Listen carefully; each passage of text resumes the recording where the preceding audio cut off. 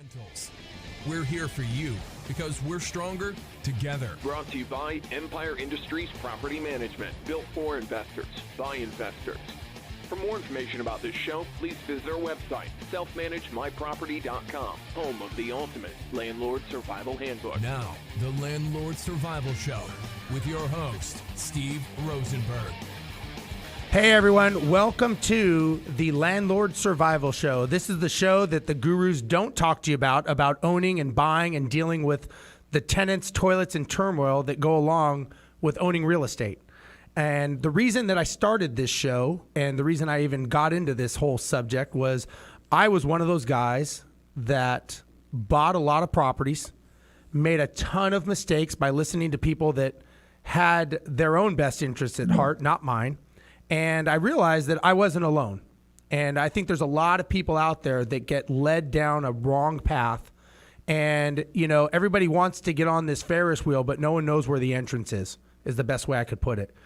And along the way, we have learned that the only way you're going to be succeeding and the only way you're going to better yourself is by continually trying to surround yourself with more successful people and trying to make sure that you are trying to always be a better investor. And I have learned the only way that happens is by education. And Pete and I, my business partner, decided to create a website, selfmanagemyproperty.com. And on that website, we share a lot of our tips that we use on a daily basis to manage almost 1,000 single-family properties. Now, this is not the things that the gurus talk about in the seminars. This is the actual nuts and bolts that we do on a daily basis to getting shit done in real estate. Because at the end of the day, we don't get into real estate for a second job. We get into real estate because we like the concept and the idea of what real estate will give us. And what we think it will give us is we think it will give us the safety and security and retirement of the money that's going to flow in. But we all know that that doesn't always happen. And it doesn't happen for a lot of reasons. It doesn't happen because sometimes we're lazy. It doesn't happen because sometimes we're greedy. And it just doesn't happen because we're afraid to just take action and make ourselves feel a little bit uncomfortable. When I say uncomfortable, I mean pit of your stomach feeling uncomfortable when you're signing on the dotted line for a deal, when you're picking up that phone to call that first lead, when you're knocking on that door, wondering who's on the other side when you're trying to negotiate a deal. And these are all the things that I'd like to talk about. So I have a very, very special guest on today who we actually have some history in the back of old days. I'll call it the old days. A good friend of mine, his name is Bill Twyford. Bill, thanks for being on the show today, buddy. It is. So I'm going to tell a little story. You may not even remember this. I didn't want to say anything until we talked. The first time I ever saw Bill Twyford speak is I'm going to say this may have been 2003 or 2004. I was at the Real Estate Investment Club of Houston. They call it the Rich Club. And I see this guy come walking in with long, flowing blonde hair. First of all, jealous of that just off the gate. But on top of that, he's wearing a kilt. And you went up on yes, and you went up on stage and you were wearing a kilt. And I'm thinking to myself, who is this guy? But he's kind of cool. Like he seems a little cocky, but man, this guy knows what he's talking about. And I'm thinking to myself, anyone to go up there wearing that, you gotta give it to him, right? And you were, you took your hits, you took your licks, and it was a great event that you did. And talk about getting, and I think the whole reason was to get people's attention. I think I forget. It was. And do you remember that? Oh, yeah, I remember. There was like 700 people in the audience, and I had it on underneath my suit. Yes, exactly. And what I did was I just told him, I said, I'm just tired of losing my shorts all the time. So I just took my pants off, and I stood there with a skirt on, with tall black socks and dress shoes. That's right. And I mean, shit, talk about an entrance, right? I mean, that is ingrained in my memory forever. Good, bad, or indifferent, it is in my memory. So you taught these courses.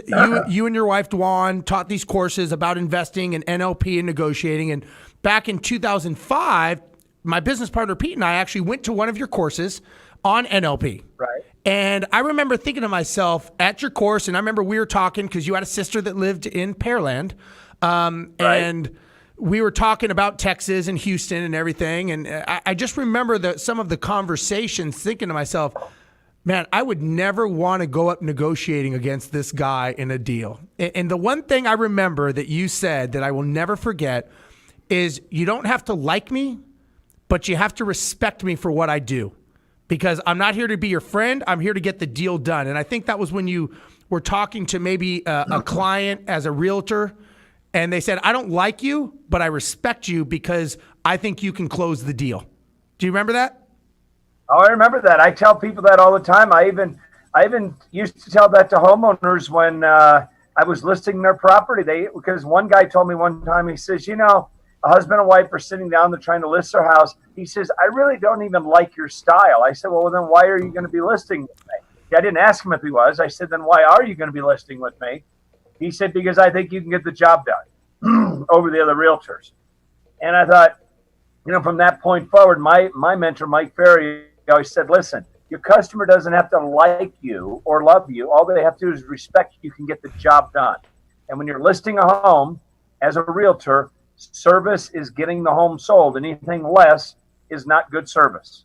That is so true. I mean, you're not there to be a buddy. You're not there to hang out and go on family vacations. You're there to get the job done. And like you, love you, or leave you, you get the job done. And there's something to be said for that where I'm not here to be your friend. No offense. I like you, but I'm not here to be your friend. I'm here to get shit done, and I'm here to move on, and I'm here to close as many deals as I can. And, you're going to get what you need. I'm going to get what I need, and we're going to part, business relationship satisfied. Right? Yeah, that's right, man. So that's what I love about you. You're just straightforward, just like me. You just know where you stand. Absolutely. So Bill, tell everyone you are considered the rock star of real estate. You have the Investors Edge Real Estate University. You have been doing this you've been doing this since I've been involved in real estate. I'm sure before you've had tons of courses, education. I mean, you are one of those guys that's out there. You're still doing it. Tell everyone a little bit about yourself, your history, your background. Well, I started working for my father when I was about 12 years old. He was a painting contractor. Then I when I got in my early 20s, I just told him, I said, listen, I want to have my own business. I don't want to work for anybody. So I'm going to move from a little town in Iowa to Houston to start my own painting and sandblasting business. And that's where you go in and paint tanks and water towers and things like that. And I had a lot of experience doing that. But I was young. I was 23. I didn't have a lot of money. But I went into Dixie Chemical, Arco Chemical. I got contracts with them. And I got in, started my own business in 1982. So I was just turned 24 years old. I've been in business for myself ever since. I've never worked for anybody. However, in 1993, we were doing a 2 million gallon tank with Arco Chemical, the inside of a tank. And you have to do a respirator fit and a respirator test so you can go inside these tanks. And I couldn't pass the test. I had lung damage, from the coatings and stuff that we've used over the years. And, here I've got all my guys that are working with me, my employees, and, they're smoking 2 packs a day, and they can, they can pass the test. And I haven't smoked a cigarette. I don't take drugs. I've never been drunk. I don't do stuff like that, and here I couldn't pass this test. So I went to the doctor. They said, you need to get out of this, this type of a business and get into something else, or you'll be dead by the time you're 40. So I thought, well, gosh, what do I do? So I said, listen, I've always wanted to live in the mountains in Colorado. I said, I'm going to move my family to Colorado, and I'm just going to go up there and kind of just semi-retire. I've got a few $100,000, not a lot, about $300,000. And I figure I'm going to kind of semi-retire and just see what I can, come up with. So I get up here and up in the mountains of Colorado, and I think to myself, gosh, you know what? I've gone fishing now for about every day for about a month, and I'm about ready to hang myself. I've got to go do something. I just can't just sit around. So I walk into a real estate office, and I'm talking to a guy named Gary. He works for Metro Brokers, had his own little real estate firm. And I said to him, I said, hey, look, I'm thinking about buying some land and building a house. And he says, listen, you know what? Here's an MLS book. He goes, look in the back. That's where all the land listings are. And, this is before internet and stuff. And this is 1994, So I'm looking in the back, and he says, you see anything? Let me know. I'll go ahead and take it out and show it to you.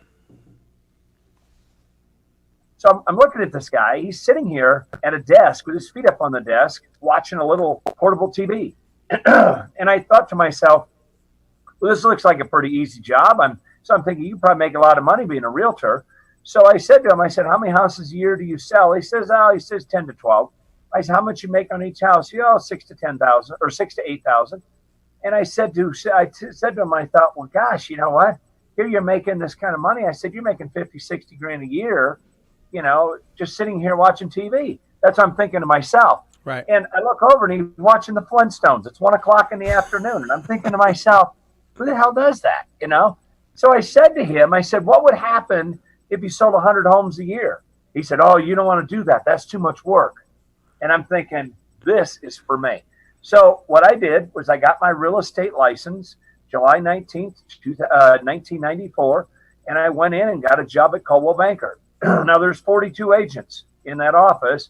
I'm one of them. And, my first year I sold 79 homes. I was working four days a week, Monday through Thursday, because I was building a house. So I was working Friday, Saturday, and Sunday on my house with the contractors. So here I am just working 4 days a week, sold 79 homes. My goal was to do 100, but I didn't make it because I was working 4 days a week. Second year, I sold 123. Next year, 178. And last year, 194. So I sold 574 homes in 4 years as a real estate agent. Now, I started working with people in foreclosure, and I could see that I could make more money taking control of homes. And I was making a ton of money. I was a Mike Ferry trained agent. And, I just went out, learned my scripts, learned what to say, learned how to close the deal, learned how to prospect. And I just went out and made it happen. I wasn't there looking for friends. I wasn't, a lot of the other agents in my office didn't like me because I was You were getting shit done. I was getting shit done, And it's so funny, July 19th, 1994, I got my license and I got hired on at Coldwell Banker. By the end of July, I was a listing leader. I was a sales leader, I was a referral leader, and I got a Premier Performance Award, which nobody ever got in the state of Colorado until I had the first one, and that was where you put 10 deals together in a month. Well, I had 11 days to do that. So here I was getting shit done. Now, I wasn't the closing leader because I didn't make closings yet. Right. So I was with them for 39 months, and every month I was with them, I won every single award they had. Nobody else won an award, so you don't make friends. Sure. That's the problem. I didn't go to the tour, and I didn't hang out at the meetings they had and all that crap. I was back there prospecting. So I didn't make a lot of friends, but my whole thing was I was getting the job done, So I got into investing in 1998 as an investor. And my first year I flipped 80 homes. So can I ask you a question, Bill, just before we depart the realtor side? Let me ask you this.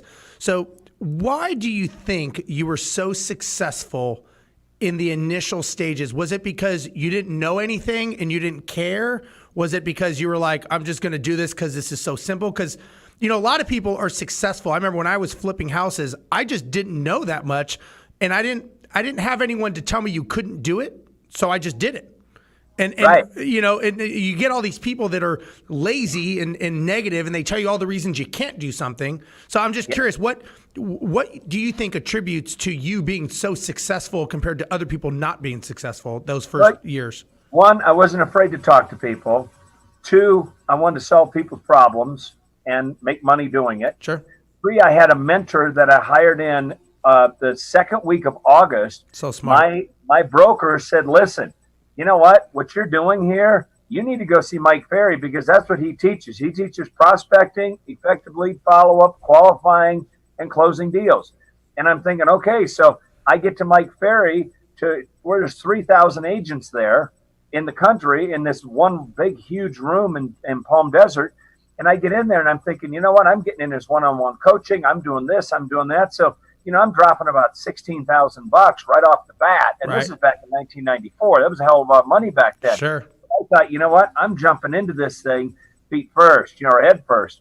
And, I made it happen. I did what the other agents weren't willing to do. Now, how many people told you what a mistake it was to go to Mike Ferry and what a mistake it was to invest the money? How many people tried to talk you out of that in your office or the naysayers? Most of them in the office, they're just like, well, that stuff is too aggressive for the mountains. He just tells you about going out and chasing people and chasing other people's leads. You're not going to make any friends in the real estate community doing that.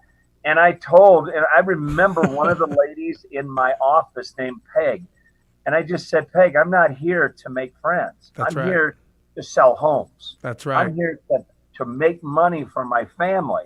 I've already got friends. Yeah, I love it, man. I love it because it just resonates with me. I have so many people. We're heavily coached by a business coach, and I've been coached by Marshall Silver, like yourself, and and other people. And everyone tells me, I don't know why you're doing that. And these are all people that don't have what we have, and they don't get what we get, but yet they're telling me how I should live, and they're telling me what I should spend my money on. I'm thinking it's just so comical that you have these people that have never done it, but they're doing the, hey, let me talk to you, let me put my arm around you, and let me give you some advice that we're different here. This is different up here, and you're like, really? Well, it seems to be working for me so far, so that's odd. Yeah, well, I'll tell you, it's so funny because by November of '94. The number two RE/MAX agent in the state of Colorado behind Ken Bernardi was a guy named Twyford. And he invited me down to the Keys on the Green down in Evergreen. Okay. And he says, hey, listen, I want to have lunch with you. And I said, okay, I take lunch from 12 to 1. He says, well, me too. I said, okay, sounds good. So we get down there and I said, and this guy's the number one real estate guy in the area. Has been that way for years, And so I get down there and I said, hey, man, what's up? It's nice to meet you. And he says, yeah, it's nice to meet you too. He says, I got to tell you what. He says, you are a jet boat in a stagnant pond. That's what he told me. And I said, seriously, what do you mean by that? He says, I got to tell you what. He says, the people in our office are talking about this, and they're talking about how you're taking their listings when they expire. And I said, well, they should let them expire. I said, because when people's listings expire, that's what I do. First thing in the morning, I run the expired listings. And I call the expireds, and I go right through my script. Hi, my name is Bill with Coldwell Banker. I noticed your listing expired. When you plan on interviewing agents for the job of selling your home, and I set appointments. So I go out and I list the properties, which ticks off the other agents because the other agents are losing their listing, but they shouldn't have let it expire in the first place. That's right. That's right. Get it sold, so they're afraid to call the homeowner and talk to him about extending the listing. So he said to me, he says, I've got to tell you what. He goes, every Tuesday we have a monthly meeting. And he says, our monthly meeting, we dedicate 10 minutes to how Bill Twyford's taking our listing. I love it, man. And what he's doing. Is that funny or what? True story. He says, we sit down and figure out how we're going to deal with you. That's and I great. said, seriously? And he said, yep. And in fact, he said, we are having our MLS input lady starting to contact you and let you know when we relist the properties a week or two before they expire. So if for some reason they do show up expired, you won't call them. So June used to call me from RE/MAX and used to say, hey, Bill, listen, this is June with RE/MAX. I want you to know we listed 123 Elm Street, so please don't call them tomorrow. I didn't get it changed in the MLS yet. It's going to show up expired. So you basically caused a whole change in the industry, a shift, essentially, because of your action, because of just you getting shit done and just saying, I'm going to do this. And it's funny, I've always heard the biggest compliment is when you can have people talking about you and you're not around and they fear you. That's true. And that's essentially so early in your career because you didn't even get into the investing or the investor's edge yet. This is just you being the realtor. Yeah, I didn't been to Investor's Edge didn't start till like 2002. All right, so now I'm sorry, I just had to hear that. So let's flash to 1998 now. You started the investor world. Tell me about that. Well, the investor world, when I got in there, to me, I was a prospecting machine. I'd spend 6 hours a day on the telephone as an agent, calling expired listings, just listed, just sold, for sale by owners, cold calling, door knocking. I was out prospecting to find deals. That's what I did. This just didn't scare you. Making phone calls, it was not even, that was like breathing. Hell no. And I had one guy in 1995 I called up. His name was Alfred Ford, and he was an expired listing. Now, I'm calling people up. We get in the office at 6 in the morning. 7 o'clock in the morning, I'm making phone calls. Now, this is before they had, you can't call before 9 a.m. Right. So 7 o'clock in the morning, I called this guy up. I said, hey, Alfred, how you doing? This is Bill with Coldwell Banker. I noticed your listing expired. When you plan on interviewing agents for the job of selling your home? He says to me, he says, you realize it's 7 o'clock in the morning? Now, here's the thing. There's no script for that. But when you're good at communication skills and you know what to say to people, crap just comes out of your mouth. I said to him, just without missing a beat, I said, I realize it's 7 o'clock in the morning. Do you realize that your house expired at midnight? We've already lost 7 hours. And he just said, you're the kind of guy I'm looking for. Love it. And I listed his house and sold it 14 days later. So I was a prospecting machine. So when I went into the real estate investor industry, I thought to myself, I didn't renew my license. It was for 6 years. So in 2000, I didn't renew it. I thought, you know what? I don't need my license. So I just went in and started doing what I did, chasing foreclosures. So I would, because there was a lot of foreclosures in Colorado in 98. So I just started chasing foreclosures, taking control of houses, turning them and flipping them to other investor buyers. And I would start building my investor buyer list. And that's how I flipped 80 deals my first year. It was just, it's not that hard to do when you have the ability to do it and the drive behind you to make it happen, because you get to a point to where you're making a lot of money and you do a shift. You got to make darn sure that income keeps coming in. Absolutely. Absolutely. Now, let me ask you this, and correct me if I'm wrong. I have a pretty good memory, but you did martial arts. Is that correct? Oh, yeah. I did. Yeah, 1998, I did martial. That's right. I did. That's okay. Right. So do you feel that some of the martial arts and some of the training, do you think these things apply to your being so diligent to doing what you do? I mean, because I grew up playing sports and I grew up, doing some pretty competitive things. And I feel that was a huge attribute to what I'm doing today, because I'm not afraid of anyone. I mean, as far as I'm concerned, it's step on the throat, smash them, keep on moving kind of attitude. And do you feel that same kind of, It's the internal fire, the drive. It's so funny.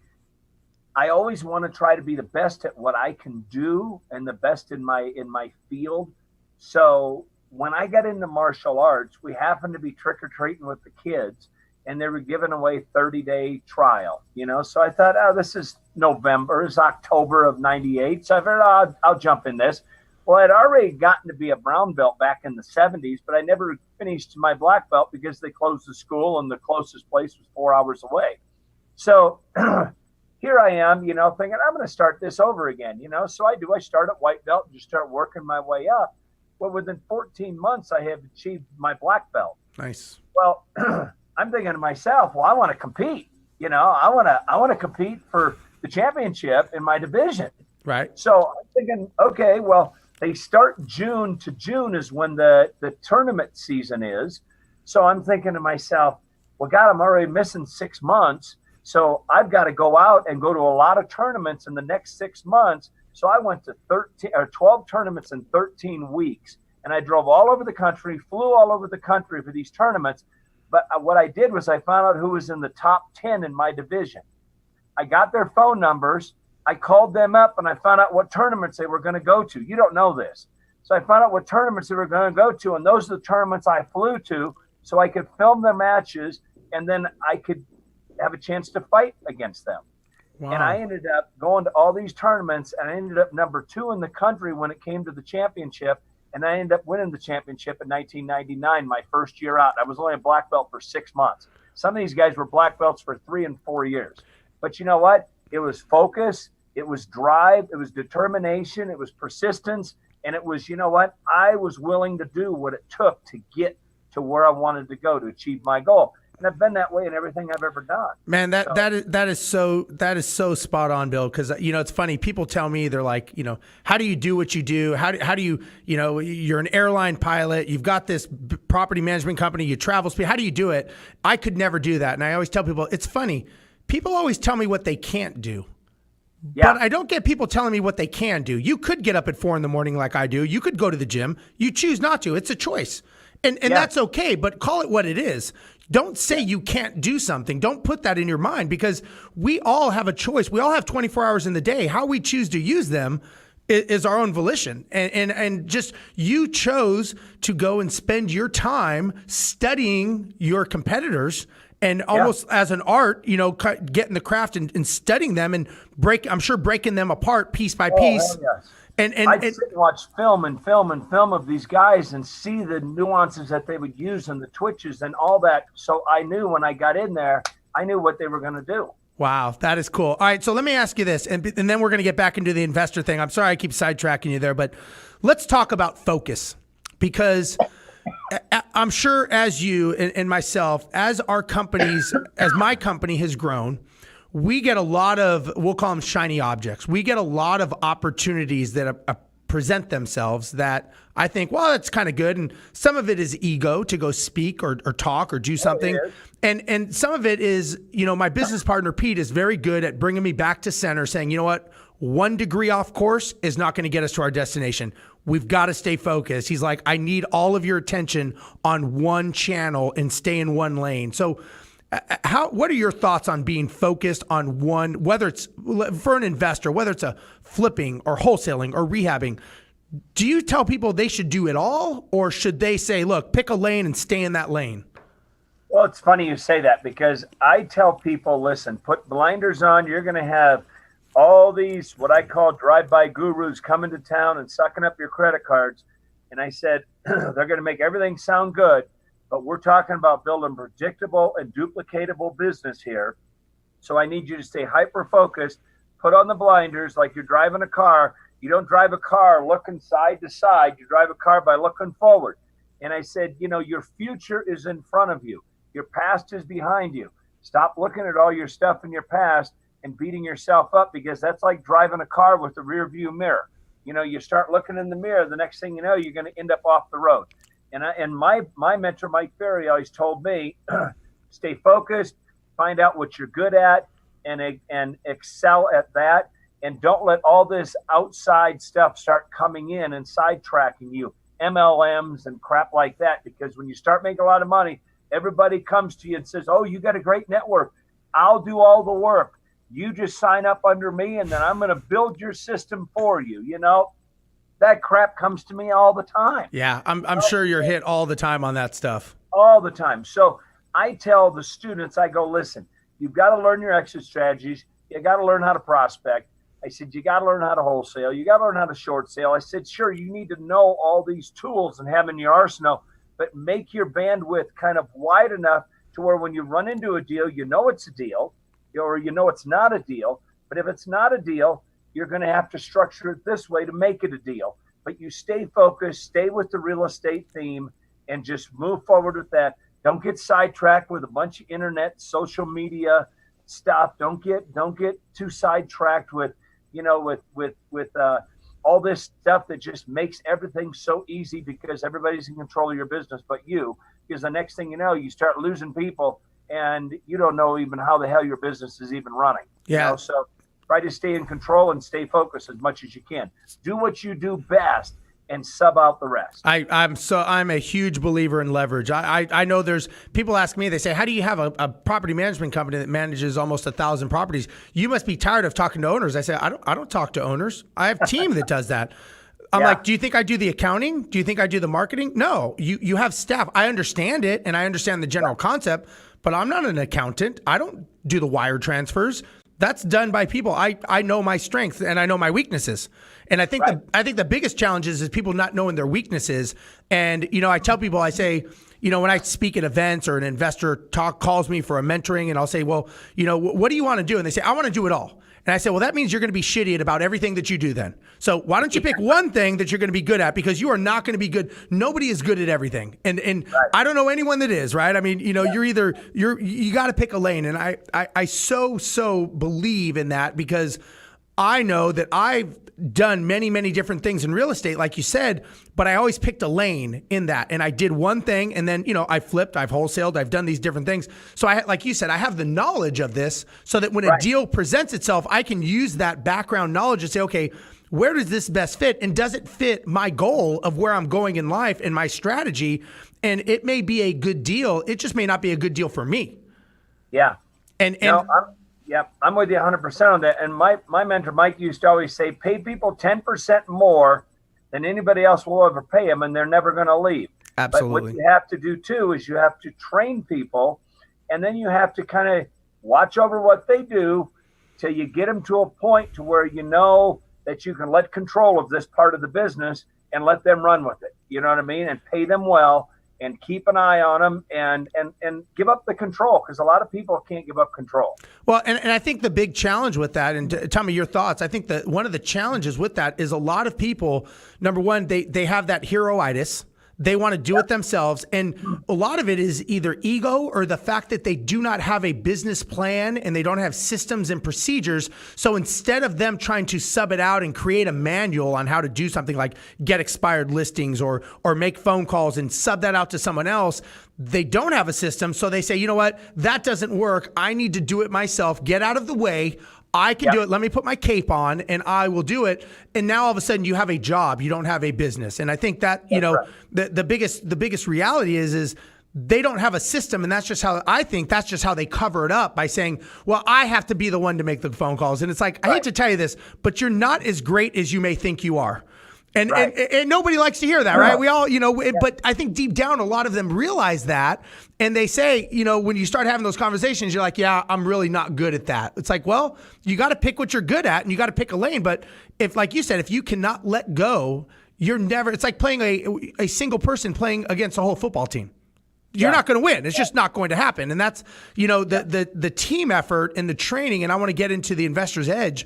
That is so vital to success. I think a lot of investors, they get into investing because they make the decision on their own to maybe leave their job or start doing this on the side, almost like a dirty little secret, that they need to figure this out on their own and they need to invest on their own and they need to figure it out and get their licks in while they're doing this. So let's talk about the Investor's Edge and tell everyone about that, because I think it's important. Well, Investors Edge University is investorsedgeuniversity.com. It's a site that a company that my wife and I both had started back in about 2000. I kind of started in like 2001, 2002, and then Dwan had her stuff going on, and then we combined everything basically in about 2003 and 4, and just made Investors Edge University. And what it is, it's a training company that Dwan and I do a lot of the training. My son does a lot of the training, and we also have other coaches and stuff.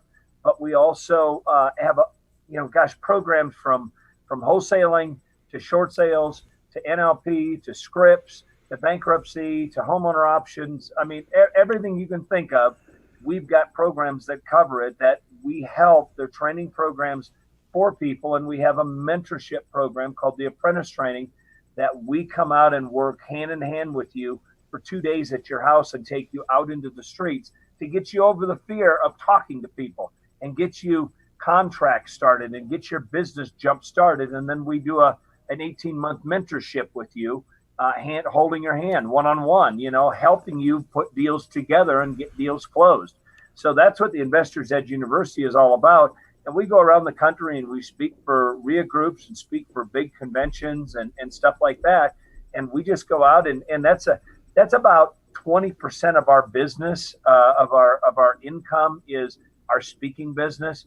The other 80% is we do fix and flips, and we're out there wholesaling houses, and we've got quite a few rentals, some commercial buildings and stuff like that too, all over the Midwest and in 5 different states. So, so we've got a lot of stuff going on, and a lot of people say that to me too. In fact, we just had a big, a bunch of RIA group owners, a Real Estate Investment Association owners, at our house for a mastermind.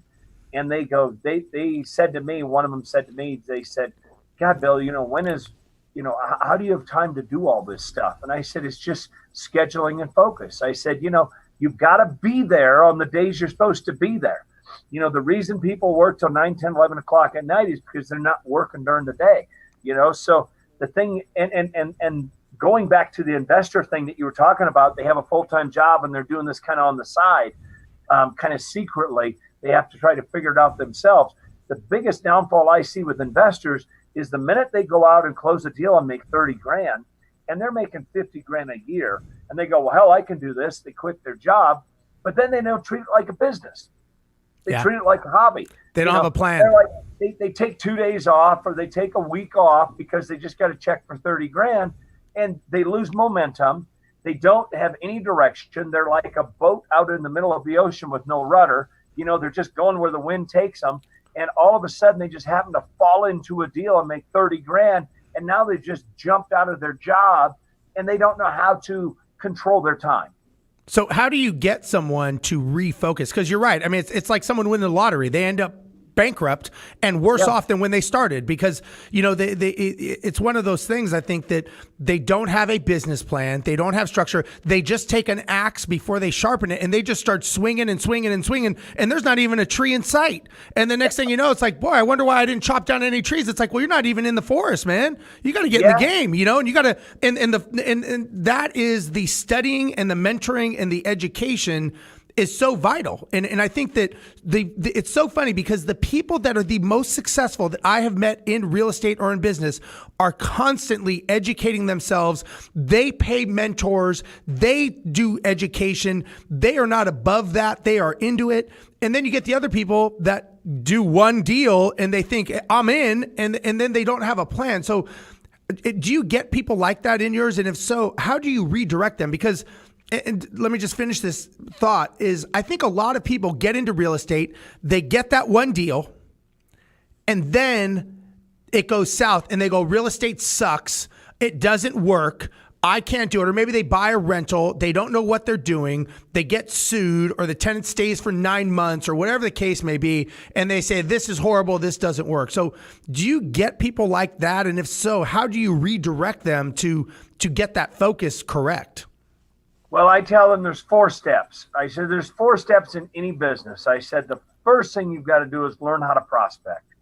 I said you have to learn how to do effective lead follow-up. You have to learn how to qualify people, and then you have to learn how to close people. And I said, once you figure out, and I tell people, I said, how much you want to make this year? They go, I'll make $100,000. I said, okay, how much do you make on the average deal? If you went and wholesale the deal, $10,000. Okay, you've got to do 10 deals. So if you've got to do 10 deals, and this is a short way around a long explanation. If you've got to do 10 deals, I said, how many contracts do you have to write? Well, you got to write at least 10. Well, what if half your deals fall apart? Now you have to write 20 to get 10 closed. Well, how many appointments do you have to go on to get 20 contracts signed? Maybe 100, okay? Because you're not really good at your communication skills yet. People don't trust you. They don't feel comfortable working with you. So you go on 100 appointments to get 20 contracts signed to get 10 closings to make $100,000. Well, how many motivated leads do you have to get 100 appointments? Maybe 500. Okay. How many people you have to talk to get 500 motivated leads? Maybe 2,000 over a year. So now we know what you need to do. Now let's set a schedule. So if you've got to talk to 2,000 people in a year, that's 5-6 people a day. So if you're doing, or let's say it's 10 people a day because you're only working 200 days out of the month. So you're talking to 10 people a day. What type of a schedule do we need to set up to where you're talking to 10 distressed homeowners every single day? And who are the distressed homeowners you're going to talk to? Are you going to talk to foreclosures? You're going to talk to people that are just late leads. You're going to talk to probate. You're going to talk to divorce, bankruptcy. Who are you going to talk to? And let's set a schedule so you can stick to the schedule because you're going to treat it like a job. If not, you're not going to be successful. The biggest problem I see with investors is I set them on a schedule like this. They go out and they work for 2 weeks and they get the leads coming in. And then once they get 2 or 3 leads, they stop what's bringing the leads in. They stop the prospecting and they try to close the deals. And I said, you can't do that. That's not part of your schedule. Your schedule is to prospect. Your schedule is to do effective lead follow-up. Your schedule is to get the deals closed. However, I want to make darn sure you stick to your schedule. That's the most important thing. So let me ask you this. In the Investor's Edge, and you know, in our company, we call them testing and measuring KPIs, and we track everything. And we, like you said, you know, what's the conversion rate? What's the cost acquisition? All that kind of stuff, which that's business 101. Any business you have, you got to have that. And it's funny because when you start talking to investors, they're like, I just buy houses. It's like, no, you own a business. Let's just identify that right now. You own a business, and how do you quantify if your business is doing good or bad? And that's through testing and measuring. And then you go through these dynamics. Do you teach them that as far as like actual tracking of that? I do. I tell people when you're out, you take your Just Do It form with you. When you're out banging on doors, there's an attempt, here's a contact, here's a lead. Count your tickers. Keep track of everything. You have to track your numbers because we work in 90-day cycles. I said you can't go out one Saturday and go, I'm going to go door knock for one Saturday, and I didn't talk to anybody. I tell people you're going to talk to half the people are going to be at home. Yep. Okay? The other half that aren't at home, leave them a little note that says, sorry, I missed you. I have a parcel for you. Okay? 80% of those people are going to call you back and leave their phone number. Don't answer the phone. Send them to a voicemail. So now you've got, out of 20 people you banged on doors, you've got 18 people's phone numbers. Yep. And you start working those people. See, it's getters, but somebody tells you you can't do that. It's like,